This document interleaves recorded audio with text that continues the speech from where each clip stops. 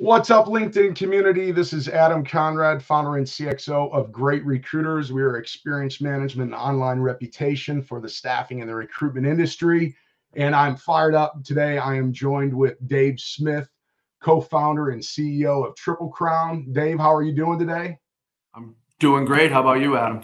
I'm doing great, man. I'm fired up. We were just doing a little prep, talking about the industry. We feel like things are coming around, but hey, for those who are not familiar, though, with Triple Crown, since starting Triple Crown in 2004, they have experienced 30% year-over-year growth, an ever-evolving network. They have hundreds of hardware, software, embedded engineering talent communities filled with the market's most sought-after cutting-edge technology influencers.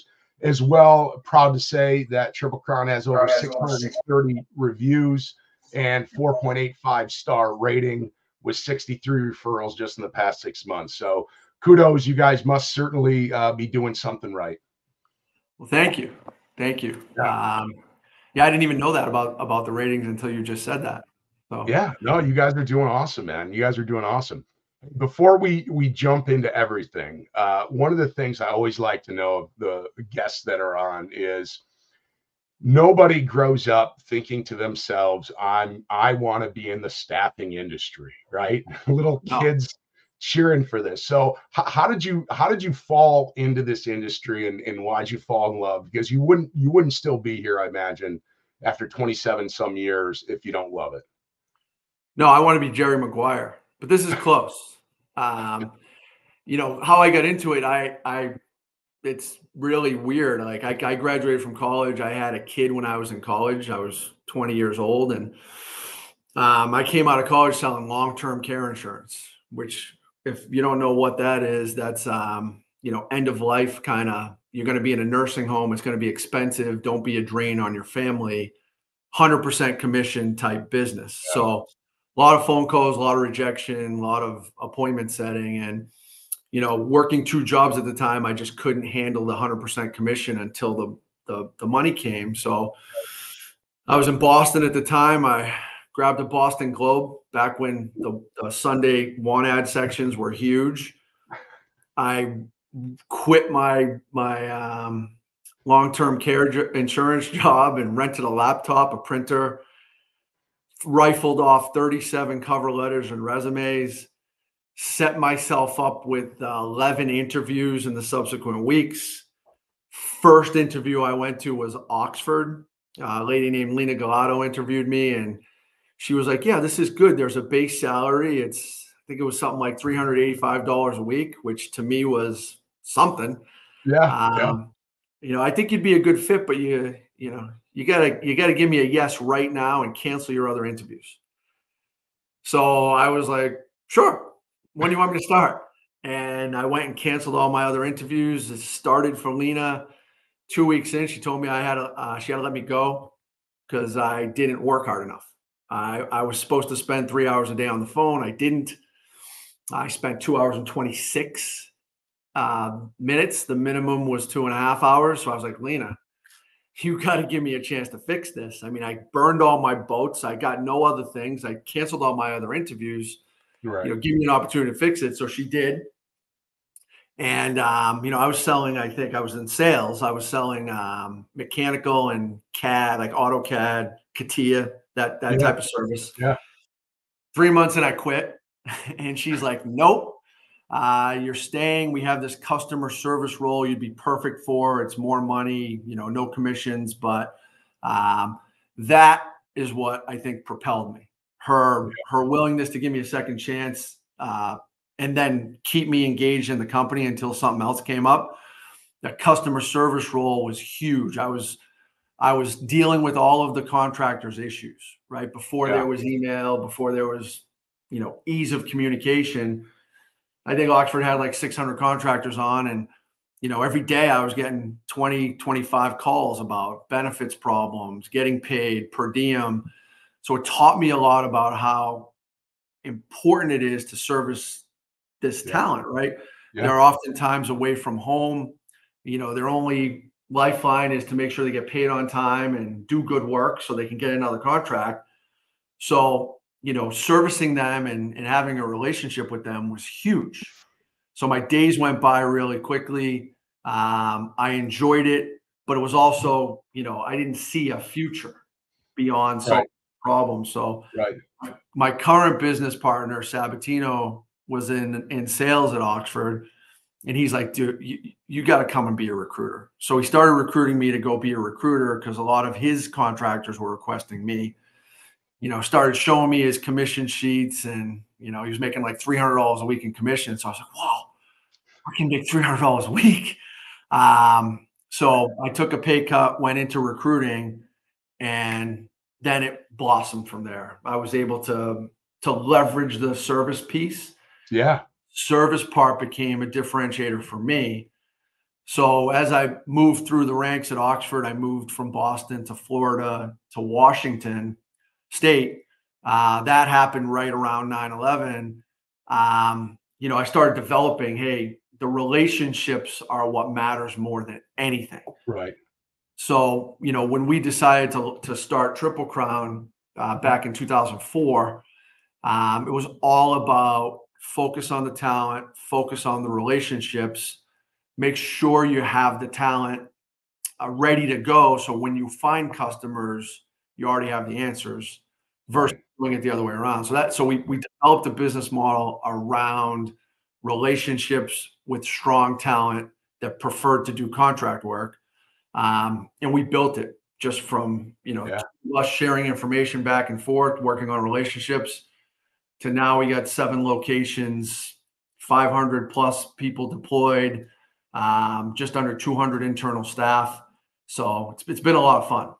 Kudos to you, man. That's a great story. I mean, what I love is, it's the relationship side. When I started, I spent 3 years being a transactional, valueless recruiter that was just, calling people for job orders. And I left. I left the industry disenchanted, and I was fortunate enough to know somebody at another company that said, "Hey, we've got a spot and we do it different." And I was like, I just don't know. And they were a really relationship centered, and that's where I learned, build relationships for life. I always say you place maybe 5% of the people you talk to the moment you talk to them, but what do you do with the other 95%? I mean, and as time goes on, those are the people that you tap into. They become hiring managers, and so it's great. It's great to hear that, and then no wonder you've experienced the growth you have over all these years, because it's the relationships that help the organizations grow for sure. Yeah, I don't know how you do it otherwise, right? Because Yeah. you can't remove the human element. We're not selling this device that functions a certain way, Right. that you can fix, right? Every Right. single person is different. So how can you be transactional? How can you put yourself in the other person's shoes if you don't take the time to develop a relationship with that person? Because Right. everybody's motivated by something different. So Well, you have to treat them that way. lean into kind of what we're talking about today. The big buzzword. I was just at TechServe a couple weeks ago, and it was like every session started with 2 letters: AI, AI, Yeah.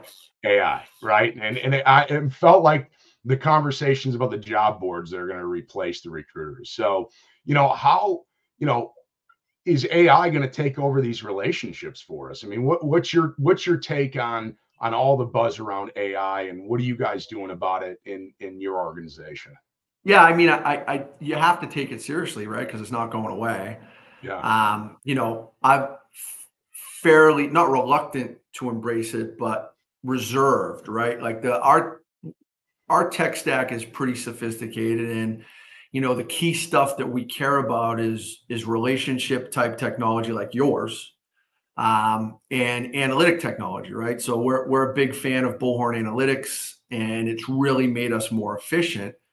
Great recruiters is something that's wonderful because it gives candidates an opportunity to brag about their good recruiters. It makes the good recruiters feel like the relationship matters, and Yeah. it's wins across the board, right? So when we heard about that, we were like, oh yeah, that's a no-brainer. Yeah. That just reinforces the whole relationship concept. And then another one that also is relationship centric to me is Refresher is another piece of our technology stack. Yeah. So New tech stack out there in the market right now. fantastic, right? So obviously quality matters, and that sort of technology allows an automation of sorts that our hopefully future customers, but past customers of our candidates can say nice things about their talent and what's good about them. So Right. we're now automating that in a way that our recruiters don't have to do it, and you get a more straight out of the horse's mouth response. So when you think about quality and relationships, things like great recruiters, things like ReferSure, to me are foundational items. Yep. How do we want to use AI? That's been tricky, right? Because I don't care how good the technology is, maybe I'm old, but a human relationship is a human relationship, right? Because there's emotions and feelings and everybody's motivated a different way. You can't have a relationship with a machine, I don't think, a meaningful one. Right. So how do you use it? We are about to partner with a company that specializes in conversational AI called Converse AI. And, we intend to use it to sort of streamline our recruiters' efforts, right? What do I mean by that? We hire entry-level people out of school and we teach them how we want them to be. And recruiting is its own career path here, right? So we want them to focus on relationships. Well, how do they do that? Our system of making sure that they can requires them to talk to 20 people a day. So if, I've never had a recruiter come through Triple Crown that speaks to 20 people a day that fails, right? Because part of it is a numbers game, but I've got to talk to 20 to find the one that's the right fit for me, that likes contracting, that has the right skill set, that wants a long-term relationship, that sees another, 15, 20 years of career ahead of them. Our swing rate on that, our batting average is like 5%. Right. So there you go. 5%. I got to have a recruiter. Talk to 20 people. Now, this technology, our business analyst team has been vetting it for several months now, probably since Bullhorn Engage. Seems pretty sharp, right? Like the conversational part of it, it tells you that it's artificial intelligence, but it's trying to qualify your interest level in a particular job. So we're interested in filling jobs, but mostly, if I call you, Adam, on a job, the way our system works is, I got 80 other recruiters. They've probably already filled the job. So I'm calling you to get you interested in the job because I might be able to fill it with you. But realistically, we're going to start a relationship and I'm going to put you in some other job, right? Right. Well, this now can talk to 600 people simultaneously. So to the vetting process to see if you might be interested in a job, this can handle, so that when the recruiter makes a call, instead of 1 in 20 turning into something good, the odds go way up because the person on the other end has already said, yeah, I'm interested in that, X amount of dollars, I can start on this date. So now our recruiters we expect them to be a lot more efficient. So that's how we're using it. That's our first sort of plunge into it. Okay. I'm sure there's a million other things that could happen, but that's our thought process on it. But we're seeing it in areas where I'm seeing is like, how can it, you look at the chat GPTs, how can it help you write better job descriptions? How can it help you write a better cover letter? How can it help you write better follow-up emails? And I think all of those are kind of table stake things. Ultimately, what I don't see, and I'm with you, I don't think it's where it needs to be yet to say that we can have a dynamic relationship, conversation, understand the nuances. And so like what you're doing is, it's a value add to the candidates, because like they're busy as well. Like they want to get to the point of like, I don't want to take my time if it's going to spend 30-40 minutes talking to somebody to find out you don't have something for me. But you're creating a bigger value add for those people, so you can start talking to the ones that are a better fit and you have a higher likelihood of success helping them to get placed, which is ultimately what they want. So as much as it is a recruiter efficiency, I think it's also a better experience for the candidates there, because they can decide quickly whether or not you're an organization that can help them, because ultimately they want to connect with the organization that can help them, right? Yeah. And, it's increasingly, the world is trying to become more automated. Young people don't like to do this. They'd rather, do Yeah, that. Right. So when we're hiring recruiters, nothing can replace a verbal conversation. Right. So an in-person conversation, you're reading everything, each other's body language, the tones, the gestures, all of it. Over the video, you get most of that. right. Over the phone, you get half of that. Over text or email, you get none of it. No two people will read the same email with the same inflection and understanding of what the author was saying. Right. So you can't, in a world where most people are not talking to other people, I think the recruiters that focus on the relationships and the care and concern for the other person on the other end, those are the recruiters that are going to be very successful. And those are the firms that are going to have the highest degree of deliverability, success, customer loyalty, Right. all of those things. So nothing can replace that. Certainly no Chat GPT writing a better email. Right. That's like the intro stuff. The Top of the funnel stuff, man. Right. We were just talking. Finding talent's easy. It's getting to want somebody to want to call you back. You have to get into the conversation first before you can have the relationship. Yeah. And then get them to call you back, trying to deliver them from Massachusetts to California when you've never met them. There's no artificial intelligence going to pull that off. Right. I got to develop some level of trust that you've never met me, but I'm going to get you there. I'm going to get you paid. I'm going to make sure you're happy. And when it's over, I'm going to redeploy you into the next thing and the next thing and the next thing. You can't, I mean, maybe you'll be able to do that at some point, but I'll probably be long retired when you can. Well, I hope. Hey, look, I liken it much to the like we're technology and all this,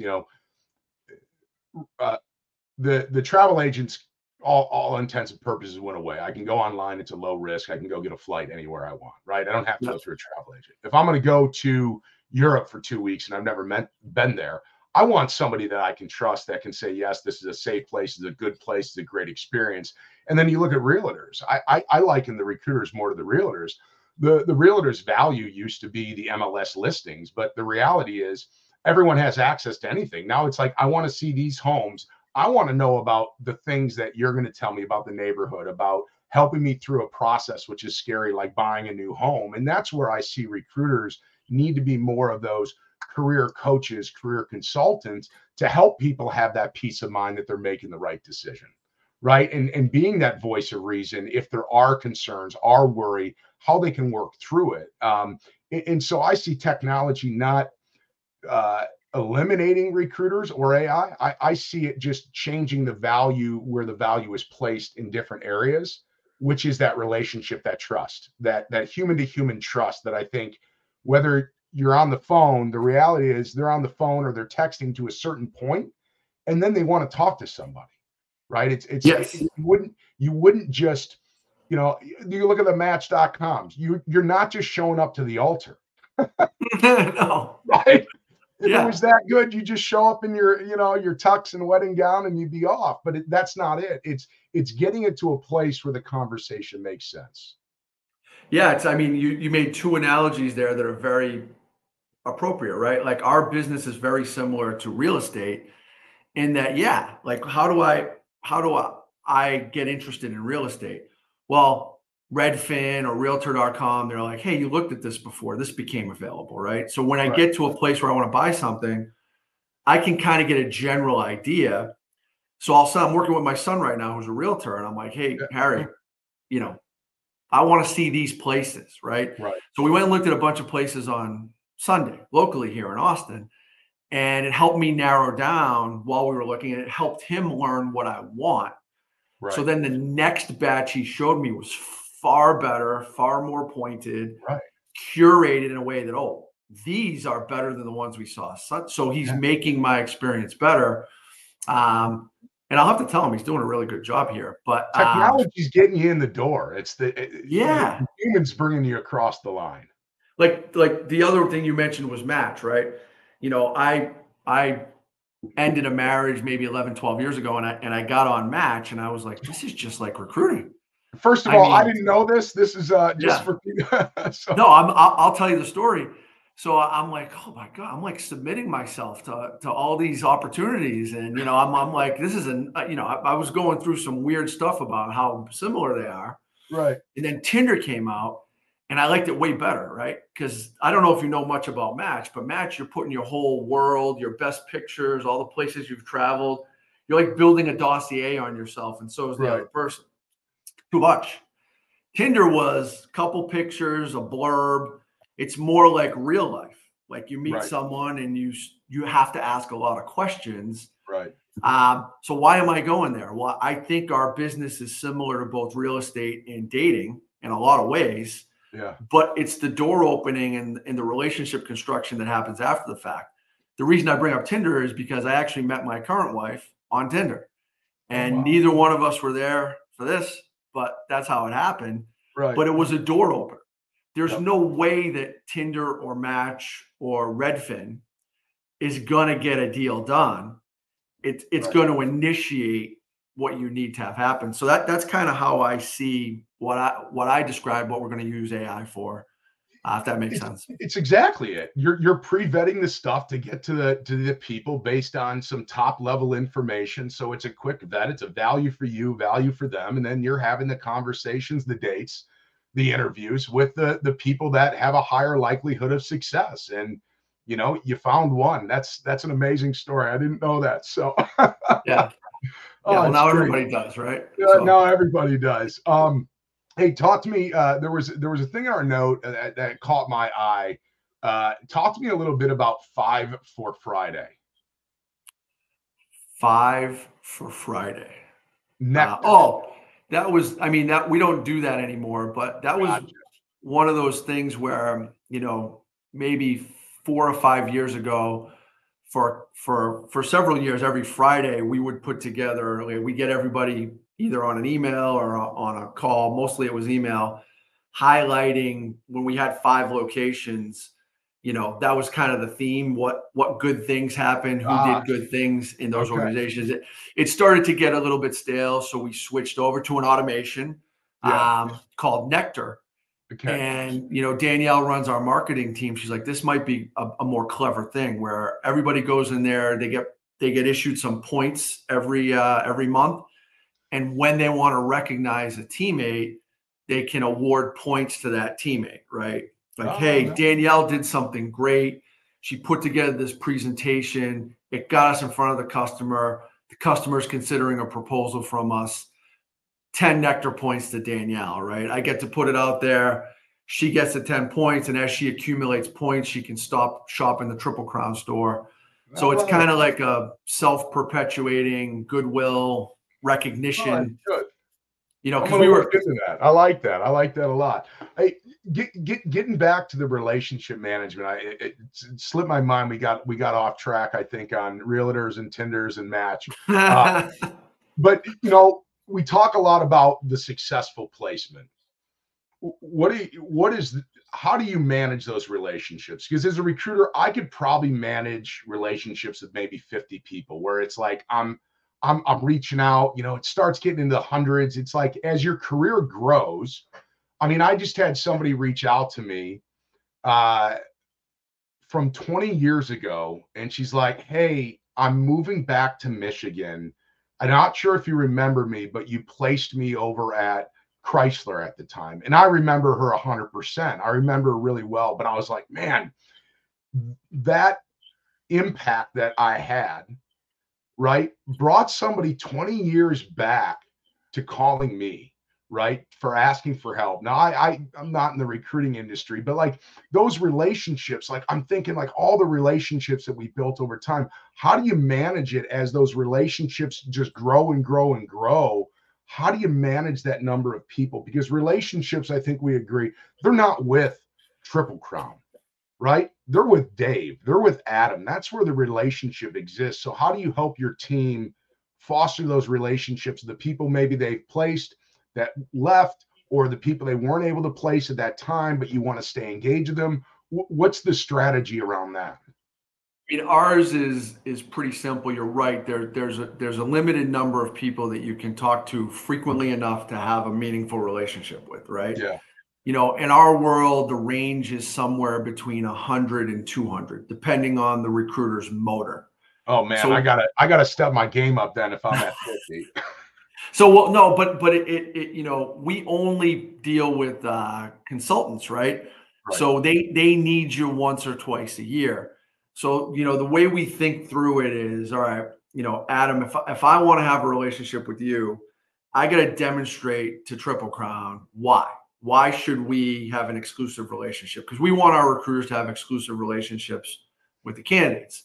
So if I can demonstrate that you're a contractor, you're in our wheelhouse skills wise, you've got good references, you're motivated, let's start the relationship. You come into my database and I'm the only person that can help you. So we have this exclusive relationship. So you're not getting called by a lot of other Triple Crown recruiters. So what our expectation is that, if you're in my database and we have exclusivity, that I'm talking to you at least once a month. How's Okay. it going? Because there's a lot of attrition that happens. Yeah. You could tell me today that I'm good for 6 more months. Well, I call you next month and you're like, yeah, the budget got pulled. Thanks for calling. Right. Right. Or, you just need to know that I'm thinking about you and I care. Right. Now we have the sales team that's doing the same thing with customers, and we're building mirror databases. So every month when I call you, there's always something to talk about. Right. Right. My job is to try to improve your situation. Right. So if your situation is I'm unemployed, well, getting you something is an improvement. If your situation is, man, I'm working 80 hours a week, I'm burnt out, I don't like this technology, what do you got?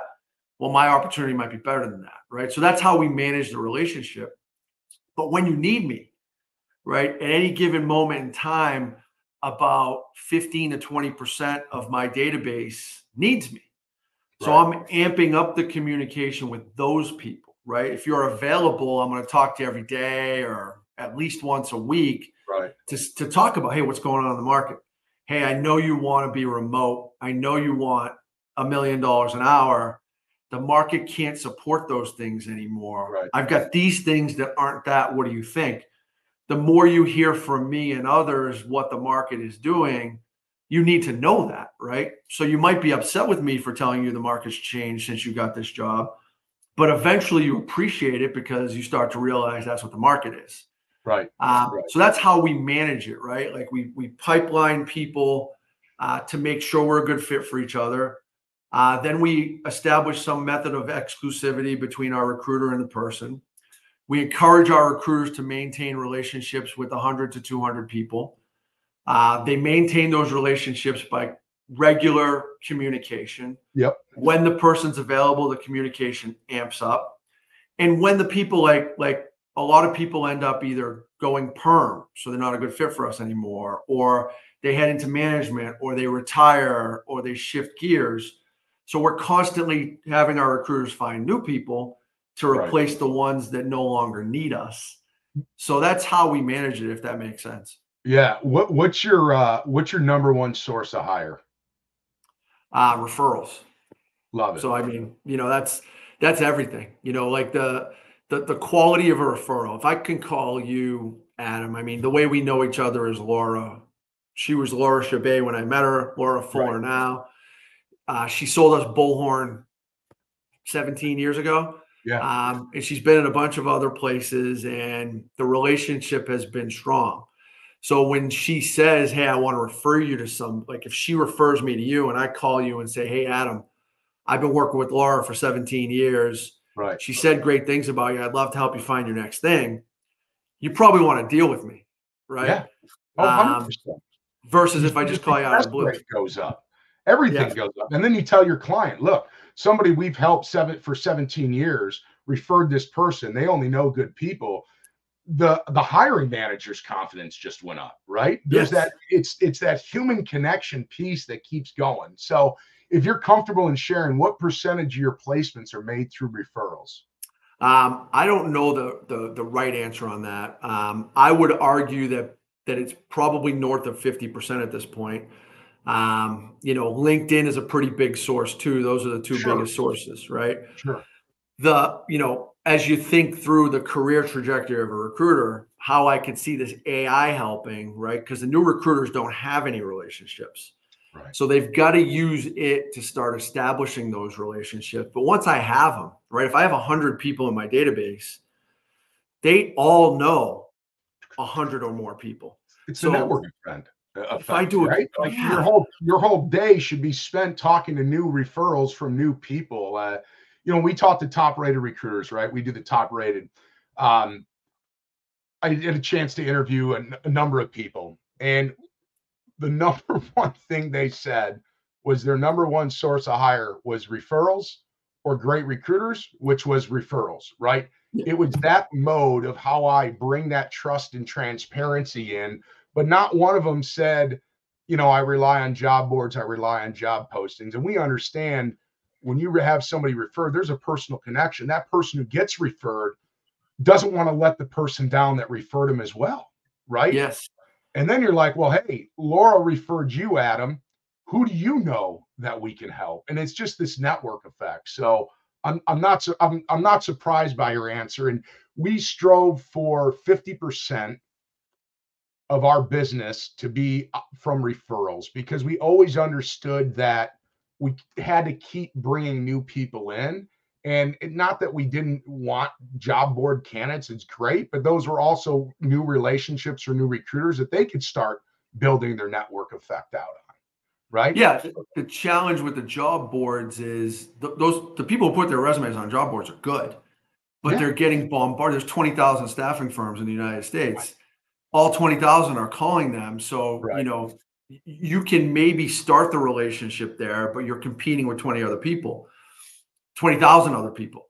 Once I now have the relationship and I can demonstrate to you why I think I'm better and prove it up by getting you interviews, getting you offers, delivering you to places, now you don't need those 20,000 and you refine Yeah. your list down. We recommend that our talent has relationships with 2 or 3 good recruiters that they trust. And whenever they're becoming available, leverage all 3 and let them know and take the best opportunity for you. Yep. We want to compete. We think we're always going to have the best opportunity. We don't always, but that's how we instruct our recruiters to instruct our talent to think through their careers.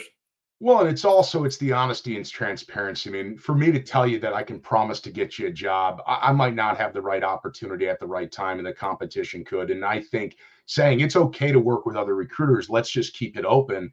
But let's change the name because what you're describing is not. It's what I always imagined our industry evolving into. These are talent agents, Yeah. right? These are agents that you can find as a candidate that when you have that trust and you're working for an organization and there's a talent agent working for a company like yours, you why go anywhere else? If you have 2 to 3 talent agents that you can work with and you're ready to go, you never have to worry about sending a resume anywhere. You have people that are like, I've got passive talent coming to me that the competition doesn't have. They get peace of mind that they're working with people that they've already built a trusting relationship with. It's really the way that I think every staffing firm should be driving and running their business, because I think those are the ones long term are going to survive. The transactional stuff I think will get replaced with AI. If you're transactional and your value is I'm going to give you an MLS listing or I'm going to give you a job order, are you interested? Yes and no. And it's not the relationship piece, and somebody's willing to take that job with that risk, then their job level is that of buying a flight to New York, Right. right? They're willing to assume that risk. And there's plenty of jobs out there that are like that. But the ones when we're talking career oriented people, career oriented professionals, I see them looking at our industry where we become the talent agent for them, and everybody's got their talent agents, and it shrinks down the industry a little bit because if everybody knows where to find the great ones, you don't need everyone else. Yeah, I would agree with you. I mean, I mentioned Jerry Maguire earlier. I mean, Yeah, that's kind of how we think of ourselves because we're only going to get paid if we do right by you, right? right. You're not going to take my jobs if they're terrible. You're not going to stay if we're not giving you good service or paying you. And I'm only earning, at least the way we set it up at Triple Crown, is yeah, we have a mediocre base salary, but the better you do, the more people you help, the more customers you help, the better your compensation is going to be. Right. So, I like built into the organization is that I can't give you crappy service. I can't allow mediocrity. I can't be transactional and last a long time here because I'm going to get smoked by the recruiters that care about the people on the other end. Right. Exactly. Or they're not gonna be the one to call you back when times get tough. Right. And Yeah. that's the idea of doing the things to help drive the value, make a lot of deposits, even for the people you can't help, drive value, because when the time comes or their friend is looking, where are they going to go? They're going to say, I know Dave. Dave's a great guy. Talk to Dave. Right. I want to be the first person you call when you need a job. Right. Yep. And I still go through it. Right. Like I'm out of the game. I'm not a recruiter anymore, but I still feel like I'm a recruiter at heart. Yeah. And when I see, one of our teams struggling for talent, I start going through the Rolodex in my head. Hey, recruiter, call this guy. I know him, right? Like we got this guy, Billy Shaw, who's unbelievable. I've known him forever. And he, like, a job came out, made me think of him. I saw him post something on LinkedIn. I'm like, oh, this is solved. We got to put this guy to work. Now we haven't yet, which is bothersome to me. But it's still like, who do I have that can do this? Yep. You can't, if you don't care about the relationships, you're not going to remember people. Right. And I'll have people reach out to me like you did from 20 years ago. Hey, do you remember me? Yeah, of course I remember you. Yeah.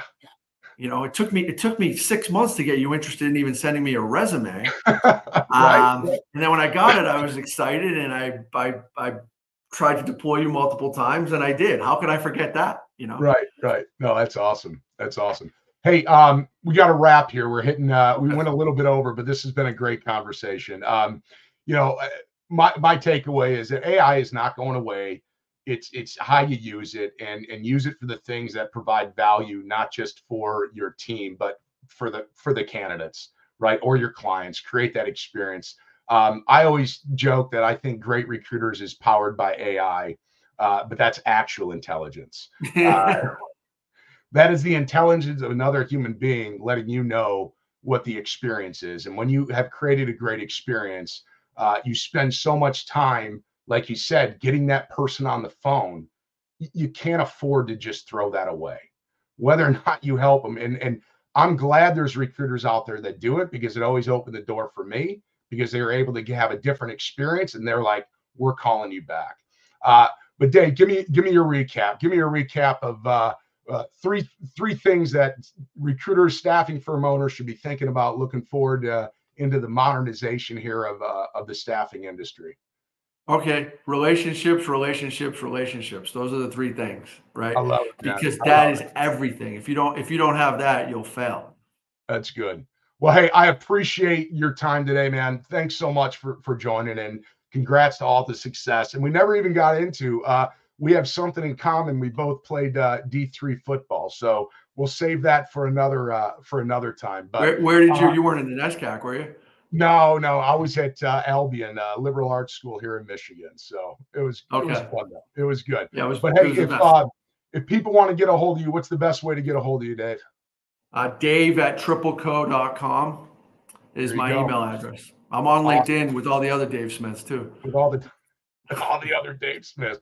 Awesome. Well, hey, LinkedIn community, thanks so much for joining us today, Dave. I really appreciate all the insight. I think I can only see the amount of growth that's going to continue to happen when you have that relationship first mindset. So kudos to you and all the success. And thank you so much for being a valued partner of Great Recruiters.